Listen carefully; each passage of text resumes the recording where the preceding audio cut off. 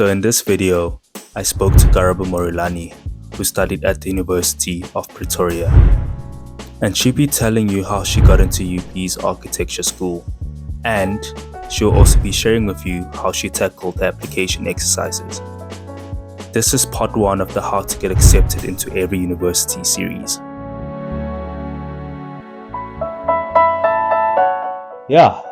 Firstly, I just want to say thank you for agreeing to be part of this. I'm sure people will really appreciate this. Do you mind introducing yourself?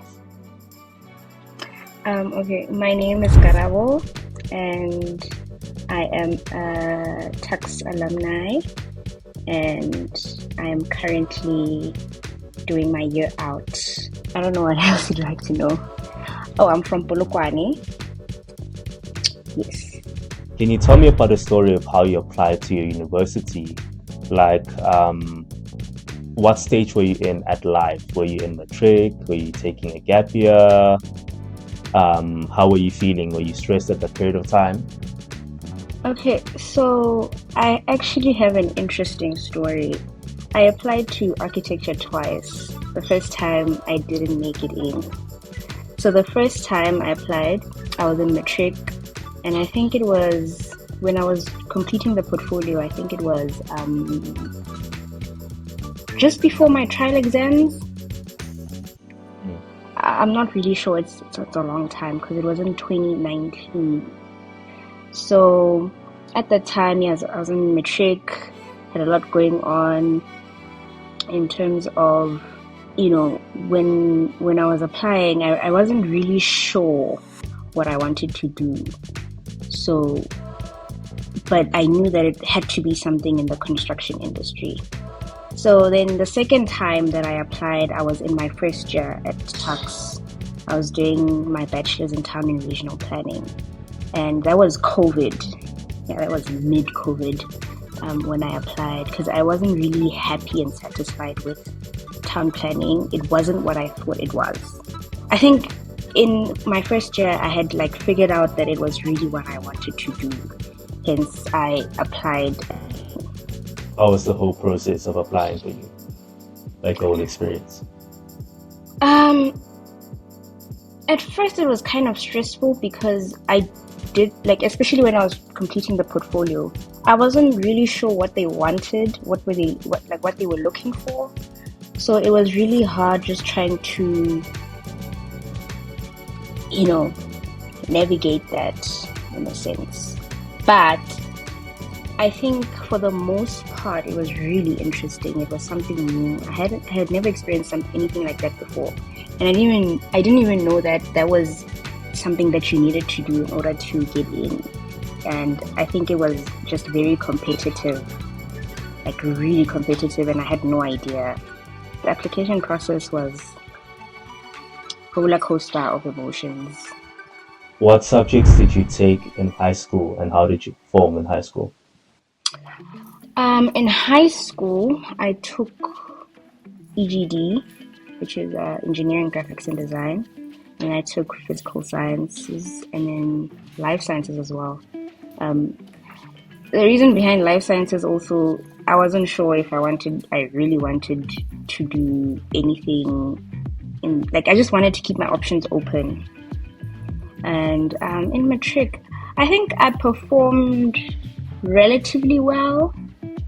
I think my highest marks were EGD and your languages. I think I got 3 distinctions. Yeah. That's very good. What exercises did you have to do for your portfolio, and how did you come up with the concept or strategy for tackling those ideas? Oh, so this was broken up into different rounds. So round 1 was based on your academic standing, and then round 2 was an assignment, right? Yeah. And then round 3 was a test. But because it was during COVID, they combined both rounds 2 and 3, and it was just all one big assignment. Okay, so at first we're required to invent a word in our own home language. I think for me, this application was it was tricky. So you need to emphasize your word, right? Like you invent your word and then you put it at the top of the page and then you explain, maybe through syllables, like if the words, the syllables in the word, and then you explain what it means. So Yeah. I think there was a word I used to use. I'm not sure if it's a real word though, so I just used it because no one else really knew it. So the word is letere. That's how you would pronounce it. Yeah, it was just associated with the tearing of paper or any form of material. So when a person is smart, or thinks of something that it would blow people's minds or would change the world, it's associated with tearing apart. So that was that was the idea. And then the second thing that we needed to do was explain what water looks like to a blind person. Yeah. I think the way I approached the question, or the way that I approached that requirement was to use feeling, because blind people generally use a lot of touch, like all other senses except for sight. So then I used how the wind feels when it blows across your face, and then in terms of color, even though water isn't blue, I think when you think of the sea, you think blue.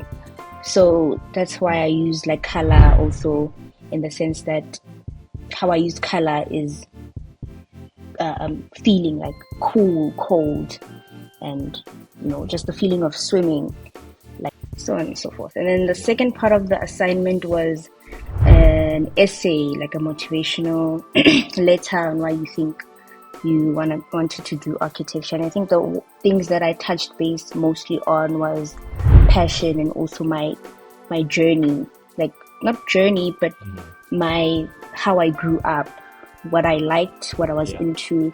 And I think I was generally into art, and like I said, construction was also an interest. And then in the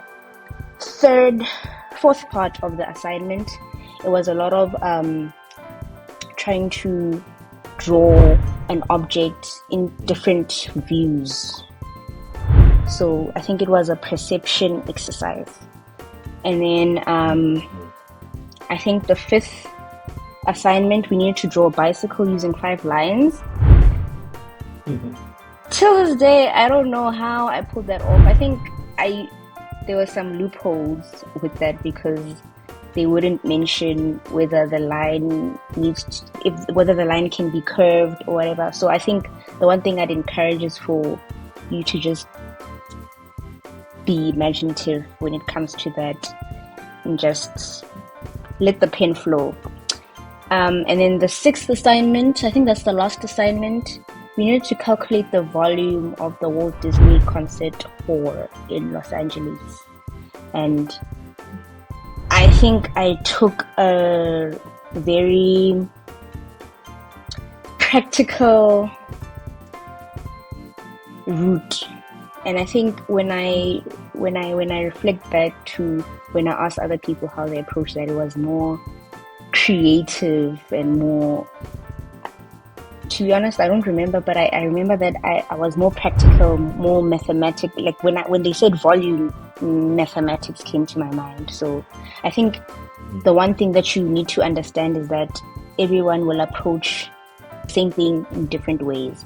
So just do what feels right. I just did what felt right at the moment. So I think that's the assignment. We also needed to draw 3 buildings, choose 3 buildings. Each building that you chose needed to reflect one of the 3 principles. It was Venestus, Utilitas, and Firmitas. I still don't remember what that was about. It's been a long time. But yeah, that was just the entirety of the assignment. So you chose the CCTV building, the Union buildings, and Natural History of Museum. Yeah. What are the buildings that you like?